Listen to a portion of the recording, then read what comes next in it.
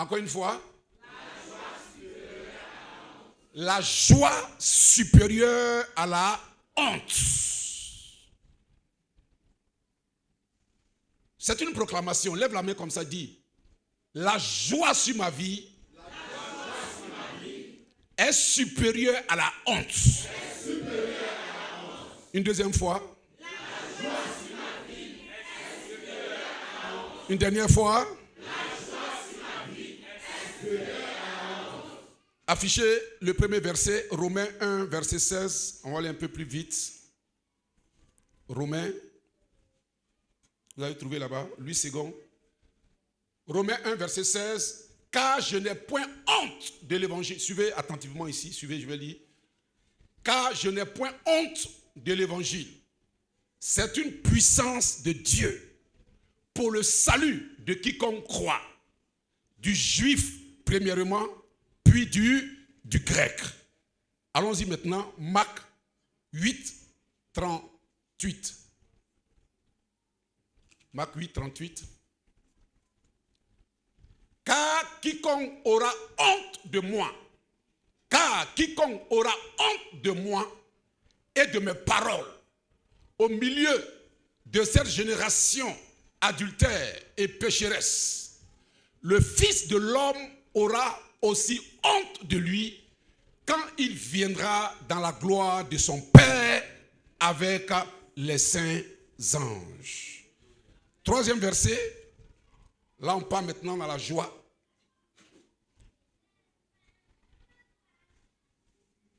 Luc 15, verset 7.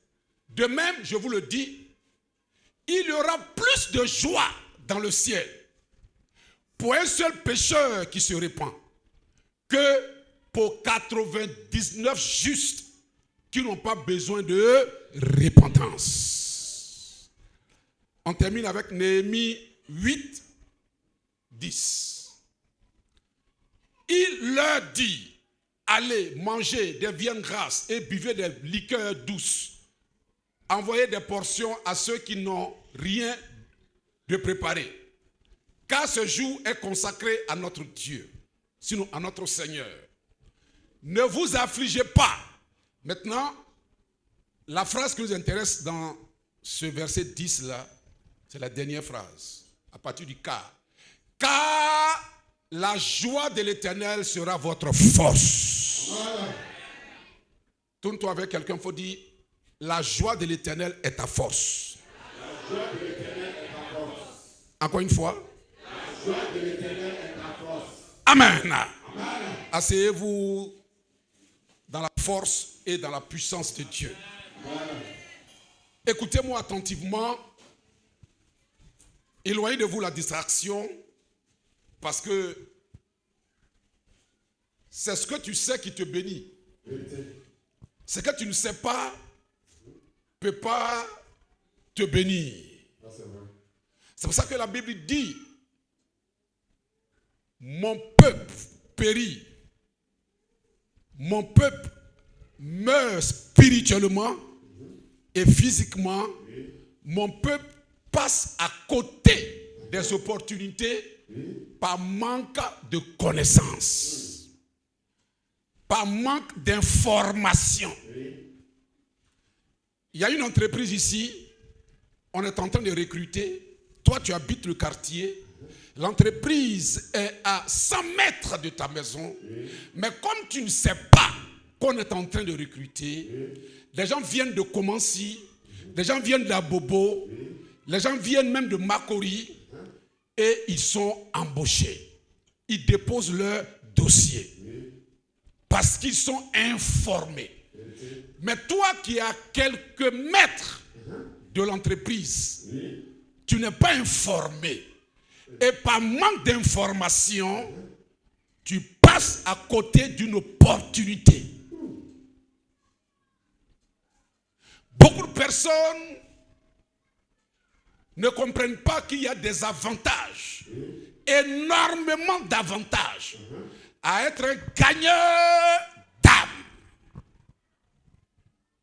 Parce que les deux camps, les deux royaumes qui se font la guerre depuis longtemps, le royaume divin et le royaume ténébreux. Pourquoi est-ce qu'ils se font la guerre? Quelqu'un me suit? Fais comme ça, si tu me suis. Il faut que tu saches des vérités spirituelles. Il faut que tu rentres en possession des vérités spirituelles. Les deux royaumes qui se font la guerre. Pourquoi ils se font la guerre? Est-ce parce que l'un veut être plus riche que l'autre? Est-ce parce que un royaume veut avoir plus de biens matériels que l'autre royaume? Je dis non. Le spirituel n'est pas influencé par le matériel ou par les milliards ou les millions qu'un homme peut avoir. Parce que le spirituel est au-dessus du monde physique. Dans le monde spirituel, l'argent, les devises que nous avons là, le franc CFA, le dollar, euro, tout ça n'a pas de valeur dans le monde spirituel. La preuve, quel que soit les biens d'une personne, le compte bancaire rempli de milliards, lorsqu'elle meurt, cette personne-là, même ses propres enfants ne vont même pas l'enterrer avec une de ses voitures. Ses propres enfants, s'ils ont trop fait, c'est d'aller acheter un costume ou prendre l'un de ses costumes à lui et puis l'enterrer. Vous ne verrez jamais sur son poignet une montre. Donc le monde spirituel ne tient pas compte du matériel. Ce qui intéresse les deux royaumes là, ce sont des âmes. Âmes. Ah. Accent circonflexe, c'est ça non? Ça là. Pas âme, ba. Non. C'est pas de ça qu'il parle. Je parle de ça là. A. Accent circonflexe. M. E. S. C'est ça qui intéresse les sorciers. C'est ça qui intéresse les mystiques. Quand quelqu'un va voir un grand médium, un grand féticheur pour être riche, on ne te demande pas d'envoyer 1 million. On te pose la question, es-tu prêt à payer le prix? Est-ce que tu es prêt à payer le prix? Et le prix dont on te parle là, c'est une âme. C'est une âme. Des gens pour évoluer dans le mysticisme, pour évoluer dans la sorcellerie, sacrifient des âmes. Pour monter en grade dans le monde spirituel, ce sont les âmes. Dis avec moi les âmes. Encore une fois, tu ne parles pas bien. Ce sont les âmes. C'est les âmes qui intéressent le diable. Et c'est les âmes qui intéressent Jésus. Qui va récolter le plus d'âmes? Qui va récolter le plus d'âmes? Et parmi les fidèles de ces deux royaumes-là, quels sont ceux qui vont emmener dans le royaume plus d'âmes? C'est ceux-là qui sont récompensés. Hey, tu peux donner la plus grosse dîme. Tu peux faire la plus grosse offrande. Il y a des bénédictions derrière. Mais comparativement, je dis comparativement à une âme que toi, tu vas gagner pour Jésus la bénédiction qu'il y a derrière là. C'est incomparable. Fais comme ça. Fais comme ça, fais comme ça, fais comme ça, fais comme ça. Il y a des vérités, quand tu ne sais pas, tu viens à l'église seul. C'est comme tu as de la nourriture, pendant que d'autres crèvent de faim autour de toi, tes voisins, des personnes meurent de faim. Toi, tu as la nourriture à gogo à la maison, et tu caches, tu manges toi seul. Ça, c'est plus que de la méchanceté. Tu as Jésus. Tu as le trésor inestimable en toi. Tu es un récolteur d'âme. Parce que Jésus est en toi. Amen. Tu es un gagneur d'âme. Parce que Jésus est en toi. Alléluia. Et puis, tu ne joues pas ton rôle. Mais quelles sont les récompenses que tu veux avoir? C'est pour ça, écoutez, le premier verset qu'on a lu dans Romains chapitre 1, verset 16, l'apôtre Paul, il dit, moi Paul, si quelqu'un doit avoir honte, ce sont les païens. Les gens n'ont pas honte d'afficher une copine, deux copines. Ils n'ont pas honte d'avoir des canettes de bière ou des liqueurs en main pour se promener. Ils n'ont pas honte d'afficher même leur nudité. Il y a des femmes, quand tu les vois habillées là, tu te demandes, est-ce qu'elle s'est regardée dans le miroir? Frère, elle s'est regardée dans le miroir. Elle s'est bien regardée dans le... Parce qu'on se pose la question, mais comment elle peut sortir comme ça? Est-ce qu'elle s'est regardée un peu dans le miroir?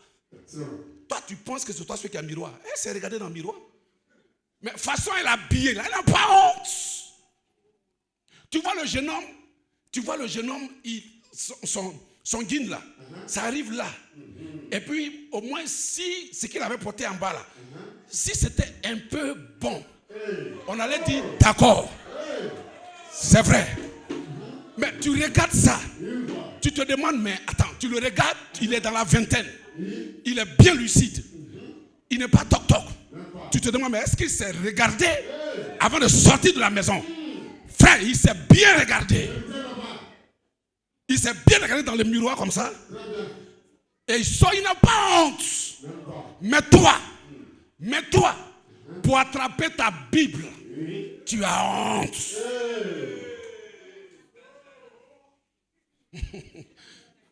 Pour attraper ta simple Bible là, tu as honte. D'autres même, Bible là ne peut pas rentrer dans le sac. Tu forces. Sac là même, tu gardes ça.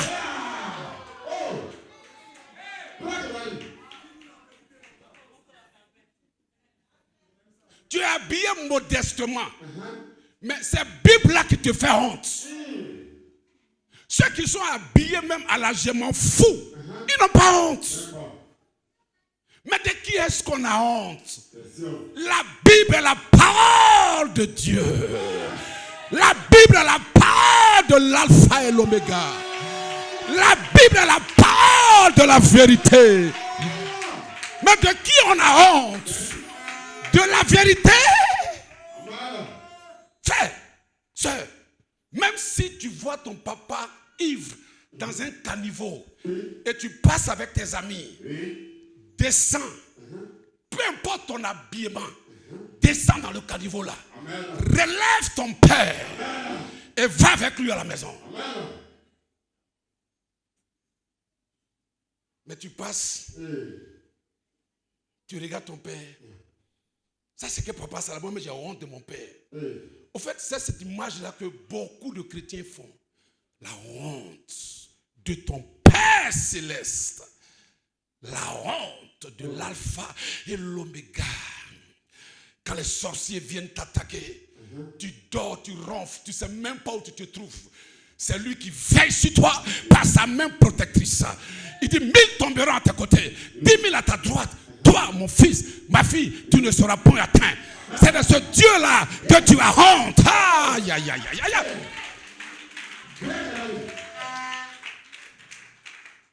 Sois fier d'attraper ta Bible comme ça. Sois fier de dire autour de toi au quartier, moi je suis chrétien. La chrétienté, ça ne te demande pas 10 ans, 15 ans, 20 ans ou 2 ans pour dire que tu es chrétien ou tu es chrétienne. C'est comme une jeune fille qui vient de se marier le samedi là. Aujourd'hui nous sommes quand? Dimanche. On lui demande, tu es marié? Elle dit non. Parce que chez elle, c'est après 1 an qu'elle va se considérer comme une femme mariée. Frères et sœurs, celui qui est marié à 30 ans, toi qui es marié hier là, vous êtes dans la même catégorie. On t'appelle Madame Pierre, celle qu'on appelait Madame Quadio. Depuis 30 ans, vous êtes toutes des femmes mariées. Que tu sois converti il y a 30 ans, que tu sois converti il y a 15 ans, que tu sois converti hier, vous tous là, vous êtes des chrétiens. N'aie pas honte. Tu as accepté Jésus hier? Oui, je suis chrétien. Tu es chrétienne? Oui, je suis chrétienne. Tu attends quand pour te faire appeler chrétienne? Tu attends combien d'années pour te faire appeler chrétien? Parce que quand on est parmi nos frères, parmi les amis, ce n'est pas écrit ici chrétien. C'est ce qui va sortir de ta bouche là. C'est ce qui fera que nous on saura que tu es chrétien. Ou tu es chrétienne. Mais si tu ne confesses pas ces paroles, c'est que tu as honte de ces paroles. C'est pour ça qu'il dit ici, quiconque aura honte de moi. Et quand on dit et là, ça veut dire plus. Aura honte de moi, plus de mes paroles. Au milieu de cette génération païenne. Parce que le païen n'a pas honte. Il te parle de ses copines, il te parle de ses conquêtes, il te parle des boîtes de nuit qu'il a fait. Il te parle, mais toi tu parles de quoi? Toi tu parles de quoi? De quoi est-ce que tu parles? Quand les gens disent, nous on ne va pas à l'église même, et puis on ne va pas à l'église même, et même on est mieux même que ceux qui vont à l'église. On ne va pas à l'église même, et puis on se comporte bien même que ceux qui vont à l'église. Et il y a des chrétiens qui écoutent ça, qui disent, oui c'est vrai, hein, c'est vrai, nous on va à l'église là même là, on est pire. Oh, oh, oh. Je vais vous donner un exemple, vous allez comprendre. Quelqu'un qui a découvert qu'il a le paludisme, parce qu'il allait faire prise de sang, lui découvre. Au fait, il y a des gens qui ont le palu là, mais qui ne savent pas qu'ils ont le palu. Parce que ça ne l'a pas encore terrassé. Est-ce que tu m'écoutes? Touche ton voisin, est-ce que tu écoutes? Il y a des gens, écoutez-moi, qui ont le palu. Mais, comme ça ne les a pas encore terrassé, le microbe du palu là augmente dans leur corps. Sans qu'il ne... parce qu'il bouge, il est en mouvement. Il est en mouvement, donc il pense qu'il est en bonne santé. Amen. Et puis, son ami, lui, il a senti un peu de mal de tête. Et comme il connaît son corps, il s'est dit, bon, je vais aller faire une prise de sang. Il va faire la prise de sang. Lui, il découvre qu'il a le palu. Maintenant, l'autre lui dit, nous, on n'a pas le palu. Nous-mêmes, là, nous, là, on n'a pas le... Il parle de lui, hein. Nous, on n'a pas le palu. Nous, on n'a pas le palu. Nous, on est plus en forme que ceux qui ont le palu. Maintenant, lui qui a le palu, là, il dit, c'est vrai, hein? Nous, on n'a palu là même, là. On est près de la tombe. Nous, on n'a palu là même, là. On est près de la tombe. Frère, tu n'es pas près de la tombe. Non. Celui qui est près de la tombe là, c'est celui-là qui a le palu là, mais qui ne sait pas qu'il a le palu. Toi au moins là, tu es chrétien, tu es chrétienne. Même si tu as un mauvais caractère, même s'il y a des choses bizarres en toi, au moins tu es à l'hôpital de Jésus. On peut te soigner, on peut te guérir, on peut te soigner. Mais lui là, mais lui, il dit, il n'a pas besoin de médecin, il n'a pas besoin de Jésus. Son sort là, ce sera subitement. Quand le palu là se réveille comme ça là, le temps on va l'envoyer à l'hôpital là, il tombe dans le coma et quand il arrive dans le médecin, il est mort.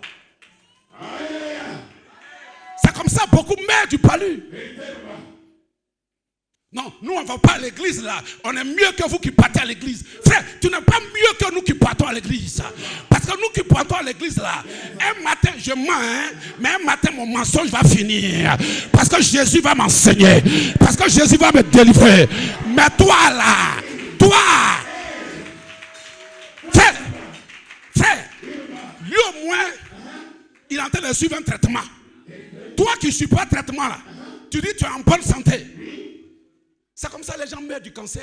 Parce qu'au moment où on découvre le cancer, là, les comment on dit ça là, phase, c'est ça? Métastase, c'est ça? C'est déjà multiplié dans son corps. Il est en phase terminale. Ceux qui sont auprès de toi, qui veulent t'embrouiller pour dire, te mépriser, te sous-estimer, pour dire, vous qui partez à l'église, vous êtes pire que nous. Frère, il faut ouvrir ta bouche pour lui dire, frère, moi je ne suis pas pire que toi. Hein? Moi je viens à l'église là, je ne vais pas voir mon papa, je ne vais pas voir papa Conan, je ne vais pas voir maman Marguerite, je vais voir le médecin des médecins, qu'on appelle Jésus de Nazareth. C'est lui que je vais voir. Même si je suis voleur, il va me changer. Même si je suis mauvais, il va me changer.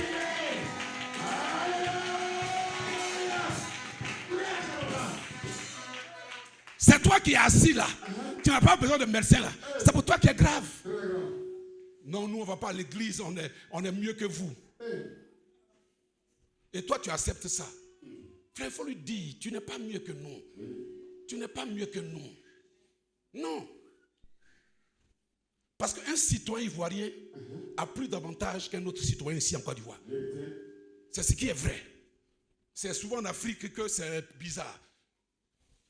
Mais dans les pays développés, tu ne peux pas avoir plus de droits qu'un Américain. Tu ne peux pas avoir plus de droits qu'un Français. C'est impossible. Toi, tu n'es pas citoyen du royaume. Tu n'es pas encore converti. Et c'est toi, tu dis que tu es mieux que quelqu'un qui est la citoyenneté spirituelle. Tu n'es pas mieux que lui. Mais si tu le vois chrétien clopant, chrétien clopant, tu n'es pas mieux que lui, frère.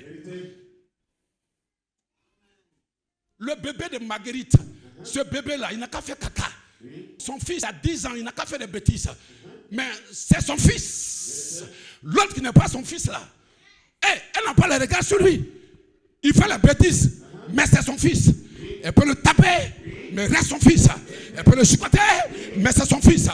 Nous péchons, Dieu nous chicote, mais nous restons enfants de Dieu.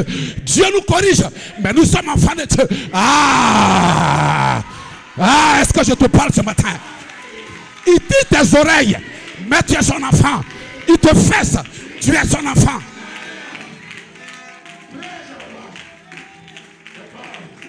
Écoutez-moi. Vous avez une fois vu une maman, parce qu'on dit son enfant a volé au quartier, elle va le renier pour dire que tu n'es plus mon enfant. Il dit, celui qui aura honte de moi devant les hommes, moi aussi. En un mot, ce que tu m'as fait là, il te fait ça. Quand quelqu'un te dit aussi là, tu as honte de moi, moi aussi, ça veut dire quoi? En français, terre à terre. Je vais te rendre, n'est-ce pas, ma fille? Tu es bénie. Je vais te rendre, n'est-ce pas? Ce que tu me fais là, je vais te rendre. Oui. Parce que quand il va s'agir maintenant, de te donner un visa tu fais tes dossiers, tu pries. Quand il va s'agir de travail, de mariage, tu as honte de moi, non? Moi aussi, j'aurais honte de toi. La bénédiction ne regardera pas ton âge. Ton âge n'est pas un problème pour Dieu. Sarah dit, Seigneur, j'ai 80 ans. Dieu dit, il te reste encore 10. Dieu dit, quand tu auras 90 ans là où tu croiras qu'il n'y a pas d'espoir, c'est là que ma main droite se lèvera. Je prophétise sur toi, je dis ce matin là où tu ne vas pas t'entendre là, c'est là que Dieu va te surprendre. Ton âge n'est pas un problème. Ta situation familiale n'est pas un problème. Tes origines ne sont pas un problème. Peu importe lui qui t'a mis au monde, ce n'est pas un problème. Dieu dit, si tu te lèves pour gagner des âmes à sa gloire, il va changer le cours de ton histoire. Lève la main droite, dis Alléluia. Alléluia. 99, eux là, ils disent, nous, on ne sert pas Dieu. Nous, on ne gagne pas des âmes. Nous, on est déjà chrétiens, ça nous suffit. Dieu dit, pour toi, qui amène dans son royaume, dans sa maison, un pécheur converti. C'est-à-dire que toi qui gagnes des âmes, il y a de la joie dans le ciel. Pour une seule personne que tu amènes à l'église, pour une seule personne que tu convertis là, il y a la joie dans le ciel. Oh, qui est le roi du ciel? C'est pas Jésus? Est-ce que c'est pas Jésus? Quand on dit la joie dans le ciel là, on parle de la joie que Jésus peut avoir lorsqu'une seule âme est gagnée. C'est-à-dire, quand tu gagnes une seule âme là, tu mets la joie dans le cœur de Dieu. Ah, un homme qui est dans la joie, qu'est-ce qu'il peut refuser à sa femme? Il dit, vous êtes l'épouse, moi je suis l'époux. Quand il est dans la joie, il ne peut pas se retenir. Maintenant, mets le dernier verset. Oh, touche quelqu'un, il faut le dire. Il faut mettre la joie dans le cœur de Dieu, s'il te plaît. Maintenant, tu sais comment on met la joie dans le cœur de Dieu? Est-ce que tu sais comment on met la joie dans le cœur de Dieu? C'est quand tu gagnes des âmes.